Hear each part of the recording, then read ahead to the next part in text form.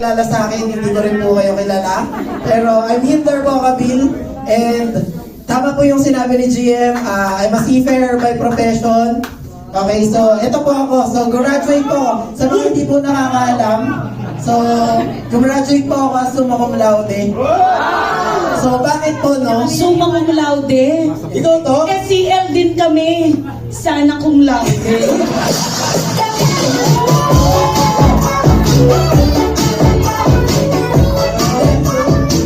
Actually guys, kwento ko lang din, no? Hindi po kami galing sa mayamang pamilya. Kita naman sa kulay eh. So, yung nanay ko po is mananahe, and yung tatay ko po is family driver. So, 5 po kami magkakapatid. Hindi ko po alam kung totoo po ang anak.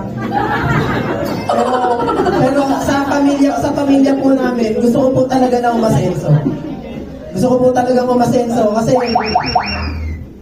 mahirap magpayaman, tama? Pero mahirap din maging mahirap.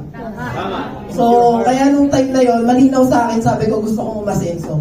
Nga lang syempre, yung parents ko, hindi naman sila sanay sa negosyo. Kaya ang tinuro sa akin, kailangan ko daw makahanap ng magandang trabaho. So, naging specific ako sa nanay ko. Sabi ko, ano bang magandang trabaho? Sabi niya, mag-abroad ka.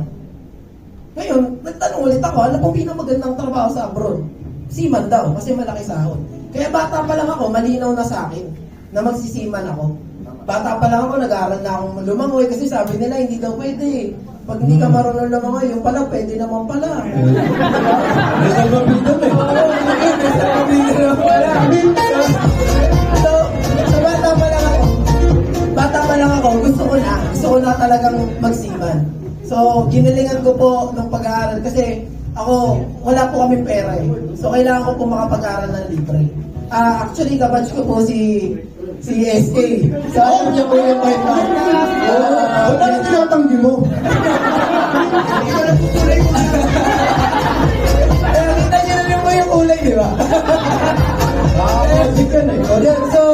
So bata pa lang, so talagang ginalingan ko po. So nakakatuwang part po, nakagraduate po ako, summa cum laude, sumakay po ng barko. So akala ko po, nung time na nandun na po ako sa ibang bansa, akala ko po giginawa na buhay namin. Akala ko magbabago na. Yun talaga, nagbago pa na talaga. Yung dating lagi kong kasama yung pamilya ko pag Pasko, pag birthday, ngayon hindi na. Nagbago talaga. Diba? Nung time na dati, naaalala pa nila ako pag birthday, pag may sakit. Ito masakit, maaalala na lang nila ako pag asingko na. Kasi sabi kasi, sa seaman kasi asingko eh. Pagka ibang, di ba, 15, 30. At ang pinakamasakit na panloloko na ginawa sa akin nun, ang sabi nila, pag seaman daw, see the word free. Yung sea, dagat pala.